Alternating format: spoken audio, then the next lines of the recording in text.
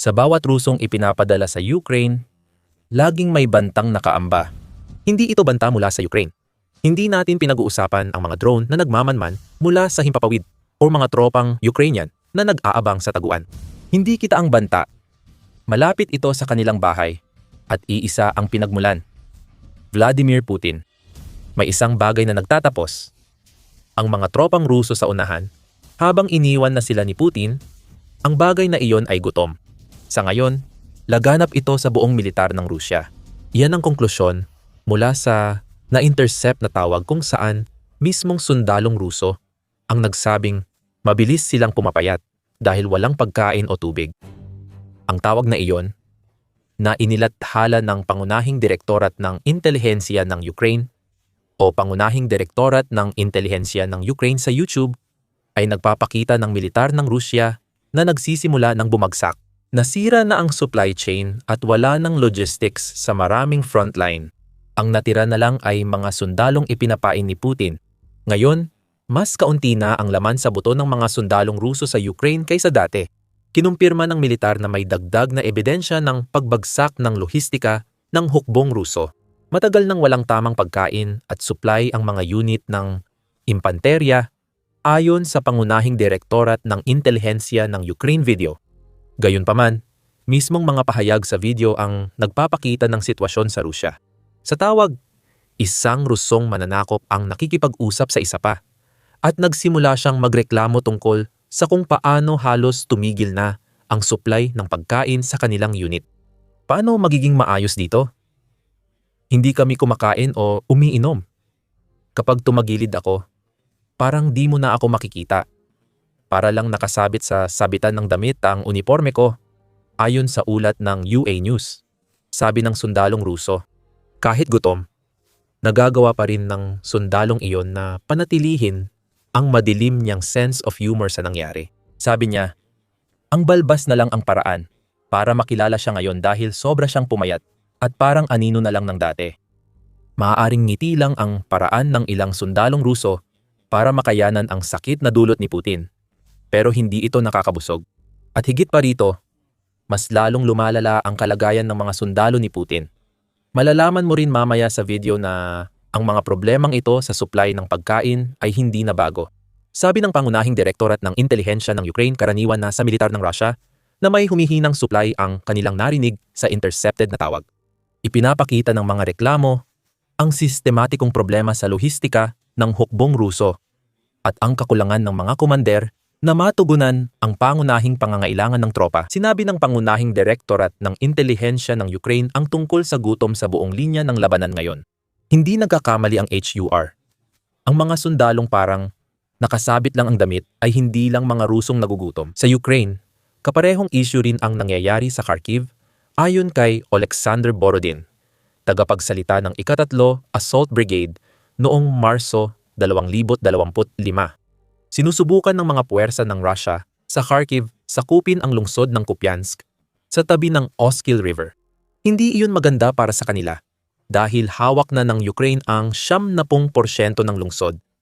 Matapos ang buwan ng mabagal na pag-usad ng Russia dahil kay Borodin, malinaw na ngayon ito. Maaaring ang mga taktika ng Ukraine ang naging dahilan kung bakit napaatras ang Russia. Sa Kharkiv, ang mga sundalong gutom ay hindi makalaban ng maayos. Ibig sabihin, ang Russia mismo ang may gawa ng sarili nitong mga kabiguan sa Kharkiv. Nagugutom sila at walang inuming tubig, sabi ni Borodin noong Marso. Pero alam ng pamunuan ang mga problemang ito. Alam nilang ilang linggo lang mabubuhay ang infantry at okay lang sa kanila. May bahid ng pagiging manhid sa ganitong paraan na nagmumula mismo sa itaas ng militar ng Rusya. At sa Kharkiv, kahit papaano ay may ilan sa mga tauhan ni Putin na tumatangging tiisin ito. Noong Marso 2025, sinabi ng tagapagsalita ng Ukrainian National Guard na si Volodymyr Degtyaryov na may ilang sundalong Ruso sa Kharkiv ang sumuko. Wala namang putok sa atin. Nakakagulat pa ba yon? Ang grupo ng mga sarhento at opisyal ay mukhang handang ipalit ang kanilang posisyon para sa kulungan sa Ukraine dahil kahit paano may pagkain doon. Pumunta ka sa Dnipro, ika-4 na pinakamalaking lungsod sa Ukraine at administratibong sentro ng Dnipro-Petrovsk Oblast sa Kherson. May iba pang problema ang mga sundalong Ruso. na nagseserbisyo ng gutom sa ilog Dnipro. Iniulat ng The Telegraph noong Oktubre na iniwan sila sa death zone. Doon sila naghintay. Umaasang bibigyan sila ng bansa ng supply at armas. Kahit simpleng paraan lang para makaalis sa mabababang isla sa Kherson, kung saan sila na stranded at napapalibutan ng hindi mainom na tubig. Ang mga sundalo ay nauuhaw, nagugutom, at agad nilang naunawaan na walang darating na tulong. Ayon sa Telegraph, mabilis na pinasabog ang mga nagtangkang tumakas sa isla gamit ang bangka. Imposible ang pagtakas sa lugar na posibleng may pagkain, kahit sa gubat na pwedeng makolektahan ng sundalo. Walang matakbuhan o mapuntahan ang mga sundalo, at yung bukas na tubig ang iniinom nila. Sabi ng mga bagong huling bilanggo ng ating mandirigma sa mga isla, wala silang pagkain at inuming tubig, kaya napilitan silang uminom ng tubig ilog. Sinabi ni Colonel Oleksandr Zavtanov ng 30 Marine Corps ng Ukraine sa The Telegraph noong Oktubre. Hindi na bago ang reklamo ng sundalo tungkol sa pagkain na lumabas sa tawag sa telepono. Nangyayari ito kahit saan, at marami pa kaming halimbawa. Noong Oktubre, may video sa YouTube ng 72 Separate Assault Brigade ng Ukraine. Makikita sa video ang ilang sundalong Ruso na sumuko sa Ukraine at nagbahagi ng karanasan tungkol sa kanilang kalagayan sa sariling bansa. Ayon sa isang bihag, hindi Ukraine ang pumapatay sa mga kasamahan niya, kundi kakulangan sa pagkain. Ayon sa sundalo sa video, nakita niyang 5 kasamahan niya ang namatay sa gutom sa kalapit na gubat. Ganito ang sitwasyon ng mga sundalo ng Russia sa Ukraine. Habang nagmamagaling si Putin na parang isa sa pinakamalalakas na militar sa mundo ang kanyang bansa, ang mga tropang bumubuo sa gulugod ng militar na iyon ay nanghihina na. Payat at desperado silang maghanap ng pagkain at tubig. Paano makakaasa ang Russia na lalaban ang mga sundalong ito kung gutom na sila't hirap mag-isip? Hindi nila kaya. Gaya ng makikita mo sa video, hindi iniintindi ni Putin ang labanan o bilang ng sundalo. Wala iyong halaga sa kanya, basta may sumisip-sip ng bala ng mga Ukrainian. Pero alam ni Putin na walang silbi ang sundalong gutom bilang pambala. Totoo, may sundalong Ruso na nakakakain, pero hindi rin sila nabubusog o nakakakain ng maayos. Noong Marso 2020, iniulat ng iPaper na may ilang sundalong Ruso na tumanggap ng 7 taon ng expired na rasyon. Ang ulat ay lumabas noong Marso 2, isang linggo matapos simulan ni Putin ang pananakop. Kahit noong panahong iyon, na masasabi nating nasa pinakamalakas ang militar ng Rusya, tila pagkain ang isa sa kanilang kahinaan. Ngayon, gagawin ng mga sundalo ng Rusya ang kahit ano. Para lang sa mga rasyon na ilang taon ng expired, ang alternatibo ay uminom ng maputik na tubig ilog at mangalap ng kahit anong makakain para lang mawala ang gutom. Paalala, laging nagbibigay ng kabuuang impormasyon ang Military Show, hindi lang headline news. Kung gusto mong makakita pa ng mas maraming video na nagpapakita ng totoong nangyayari sa mga puwersa ng Rusya, siguraduhing mag-subscribe ka ngayon. Sinabi namin sa inyo kanina na mas lumalala pa ito kaysa sa nakakatakot na gutom na dinaranas ng mga sundalo ng Rusya dahil sa sarili nilang pamahalaan. Sinabi rin namin na may ilang dahilan kung bakit nangyayari ito kay Kamarad Coat Hanger at sa iba pa niyang kasamang sundalo. Tatalakayin natin ang mga dahilan na iyon sa loob ng ilang minuto.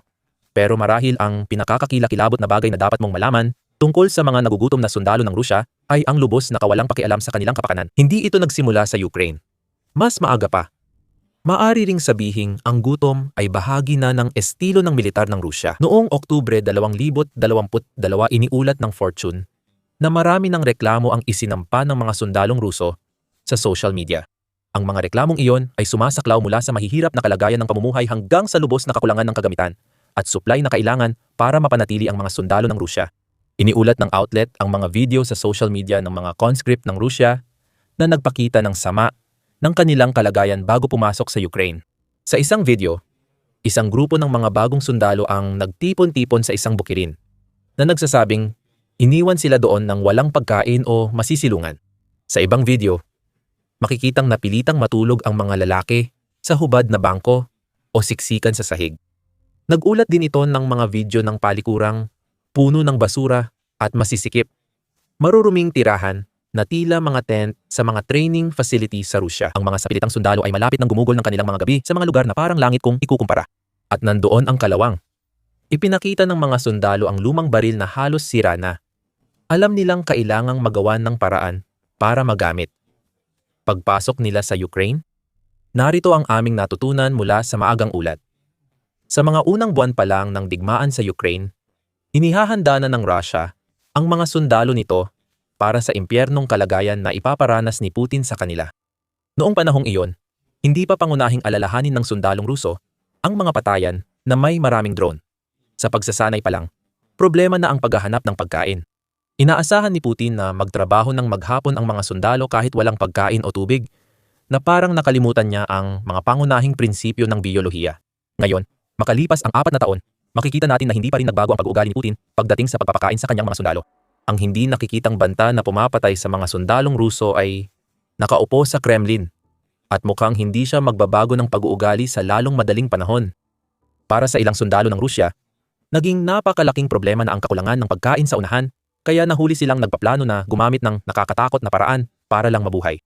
Noong Disyembre, iniulat ng Metro ang isa pang na-intercept na mensahe mula sa Zaporizhia, Ukraine, na nagpapakitang naghahanda ang mga sundalong Ruso na kainin ang isa nilang kasamahan. Sabi ng sundalo, "Sobrang gulo na rito at kakainin na raw namin ang isa't isa. Naghahanap na kami ng mas bata. Pinatalas ko na ang mga kutsilyo. Wala akong pakialam kung sino ang hiwain. Gusto ko lang kumain.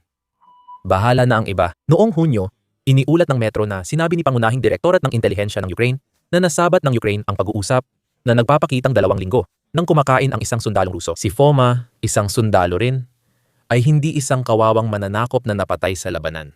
Ang sundalong kanibal, na tinukoy lamang bilang brelok, ay iniulat na pinatay ang kanyang kasamahan para sa tiyak na layunin na kainin ito. Walang tumakbo. Pinatay siya ni Brelok at pagkatapos ay kinain niya ito ng 2 linggong sunod-sunod. Sabi ng commander sa na-intercept na tawag, "Sinabi na naming lalala pa ang sitwasyon." Ang ilan sa mga sundalo ni Putin ay nagrereklamo lang na hindi sapat ang kanilang pagkain, habang ang iba ay kinukuha na sa sarili nilang kamay ang sitwasyon at pati buhay ng kanilang mga kasamahan para lang may makain. Kung akala mo hindi na lalala pa, nagkakamali ka. Matindi na ang problema ng Russia sa supply. Hindi lang pagkain at tubig ang kulang sa frontline. Para sa ilang hindi pinalad, hindi na nga naibibigay ng Russia ang pinakapangunahing kagamitan na kailangan nila para mabuhay sa mga opensibang pinangungunahan ng infantry laban sa mga posisyon ng Ukraine na inuutos ng kanilang mga commander. Ibinunyag ng The Telegraph noong Nobyembre na maraming sundalong Russian sa Liman, rehiyon ng Kramatorsk, Donetsk Oblast, ang ipinapadala sa labanan. Kung walang helmet o body armor ang sundalo, madali siyang mapahamak lalo na kung may mga lumilipad na bala at paparating na drone. Kung di nakakain ng ilang araw ang mga sundalong iyon bago sumugod sa depensa ng Ukraine, ano nga ba ang meron ang Russia dito? Hindi ito bihasang sundalo, kundi mga panakip butas na kulang sa pagkain at gamit. Inaasahan ni Putin na mamamatay ang mga sundalo niya. Pero may paraan para makatakas ang mga Ruso. Kaya manatili hanggang dulo para malaman ito. May mga dahilan din kung bakit nagugutom ang mga sundalo ng Russia. At nabanggit na ang dalawa rito sa video. Walang malasakit si Putin sa kanyang mga sundalo at bumagsak na ang lohistika ng Russia. Kaya kitang-kita na ang mga sundalo ay tinitingnan lang niyang parang gamit na pwedeng gastusin.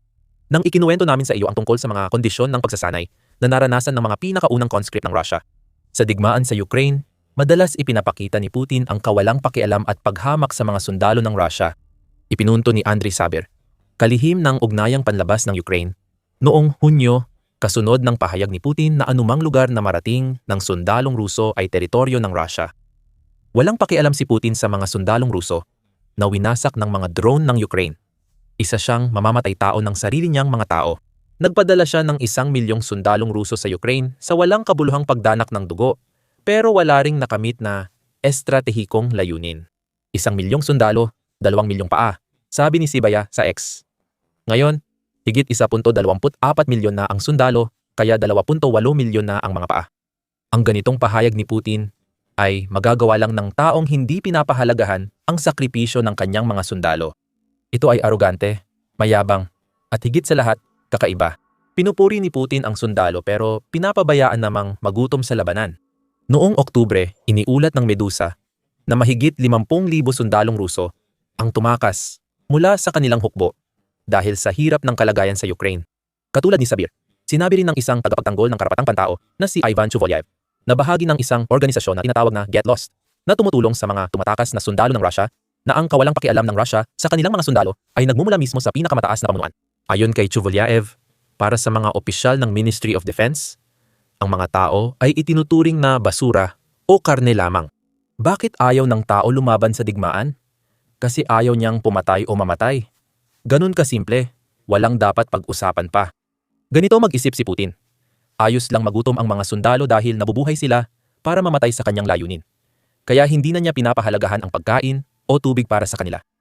Masama mang itanong, pero kahit pa nagmamalasakit si Putin sa kanyang mga sundalo. Ang pangalawang dahilan kung bakit may mga sundalong parang balingkinitan na lumalaban sa Ukraine ngayon ay dahil hirap na ang mga network ng lohistika ng Russia. Hindi lang sa Ukraine nasisira ang mga network na ito. Ayon sa Russian Football Union noong Nobyembre, 24 isinara ng Kazakhstan ang land border nito sa Russia na inalisan si Putin ng mahalagang lohistikal na ruta. Ayon sa Russian Football Union, dumadaan sa Kazakhstan ang maraming inaangkat ng Russia mula Asia tulad ng kagamitan, baterya, damit, at mga produktong pangkonsumo. At noong panahon ng pagsasara, humigit kumulang 5,000 sasakyan karamihan ay mga truck na puno ng mga kalakal papuntang Russia ang naiwan at naipit. Anong mga uri ng suliraning logistical ang madalas hindi nababalita? Nadulot ng pagdami ng mga bansang nadidismaya kay Putin dahil sa Ukraine? Siyempre, hindi madadala ng mga naipit na driver ang kargamento nila. Kaya kung ito'y para sa Ukraine, maraming sundalo ang mawawalan ng swerte, pagkain, kagamitan, at pag-asa. Kahit ang sariling mga taktika ng Russia ay naging sagabal sa kanila pagdating sa usaping logistical noong pagtatapos ng Disyembre. Iniulat ng Forbes na ayon kay Oleksandr Siersky, Commander-in-Chief ng Sandatahang Lakas ng Ukraine, lumaki sa 700 at 10,000 ang puwersa ng Russia sa Ukraine noong kalagitnaan ng Disyembre. Para kay Putin, ang napakalaking bilang ng mga sundalo ay isang napakalakas na puwersa. Ngunit para sa logistikang network ng Russia na hirap na, ito ay isang pasanin. Ayon kay Vikram Mittal ng Forbes, ang tuloy-tuloy na opensibang operasyon ay nangangailangan ng walang tigil na supply sa harap. Nagpapahirap ang matinding panahon sa transportasyon, konsumo ng gasolina, maintenance, at suporta sa tropa. Marahil ang kawawang sundalo na nagrereklamo kung paano siya mukhang sabitan ng damit at ang marami pang iba na walang pagkain ngayon sa Ukraine ay pwede ring sisihin si Putin sa problemang ito. Walang pakialam ang presidente ng Russia, oo. Pero siya at mga kasabwat niya sa Kremlin ay walang alam sa taktika, kaya nagpadala pa sila ng mas maraming sundalo sa Ukraine. Sa panahon ng matinding taglamig, halos imposibleng mapanatili ang supply ng mga sundalo. Kaya ano ang gagawin ng isang nagugutom na sundalo kapag nahaharap siya sa posibilidad na mamatay bago pa man sila umatake sa isang posisyon sa Ukraine? 2 salita. Sumuko. Ginawang posible ng Ukraine para sa mga sundalong Ruso na gustong makatakas sa sitwasyong pinipilit sa kanila ni Putin sa pamamagitan ng paglikha ng isang espesyal na hotline kung saan sila maaaring sumuko. Ang Gusto Naming Mabuhay hotline ay tumutulong sa mga sundalong Ruso na kontakin ang mga Ukrainian na kukuha sa kanila sa lalong madaling panahon. Dahil sa tagumpay ng hotline, iniulat ng The Guardian noong Enero 2023 na mahigit 6,500 sundalong Ruso ang sumuko gamit ito, ilang buwan matapos itatag noong Setyembre 2022. Narito ang magandang balita para sa mga sundalong Ruso na pipiliing sumuko. May pagkain sa mga bilangguan ng Ukraine. At hindi ito basta-basta. Ayon sa ilang sundalong Ruso, ang pagkain at medikal na paggamot na natatanggap nila sa mga pasilidad ng bilangguan ng Ukraine ay ang pinakamahusay na naranasan nila sa buong buhay nila. Kapag ang pagkaing iyon ay malamang na binubuo lang ng mga pangunahing bagay tulad ng tinapay, kanin, sopas, at iba pang karaniwang pagkain, talagang nagpapakita ito kung gaano kasama ang buhay nila. Para sa isang sundalong Ruso na naglilingkod sa Ukraine, kahit anong pagkain ay magiging pinakamagandang pagkain na para sa kanya pagkatapos ng gutom. Gutom ang mga sundalong Ruso. Dapat sa Ukraine sila tumingin, hindi kay Putin. Mas okay na iyon kaysa mapasama sa bansang ginamit ni Putin sa digmaan. Lahat ng isyong tinalakay dito, pati iba pa, ay bumabalik kay Putin habang inuubos niya ang huling sundalo sa pananakop sa Ukraine. Ang mga sugatan at may sakit ay ibinabalik sa harapan. Simula pa lang ito, gaya ng malalaman mo. Kung pinanood mo ang aming video at gusto mo pang makakita ng iba pa, mag-subscribe ka sa The Military Show para sa mas marami pang video tungkol sa mga balitang ayaw ipakita ni Putin. At maraming salamat, gaya ng dati, sa panunood.